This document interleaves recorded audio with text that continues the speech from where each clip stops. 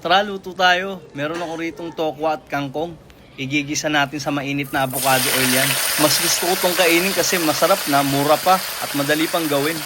Tapos lalagyan natin siya ng soy sauce at oyster sauce. At syempre, lalagyan din natin siya ng pampakagat labi. Yan, red pepper.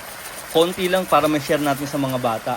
At naglagay din ako dyan ng black pepper. Syempre, hindi yan mawawala. At syempre, yung bee sugar natin. Hindi blood sugar, brown sugar. Yan, gisa lang natin yan.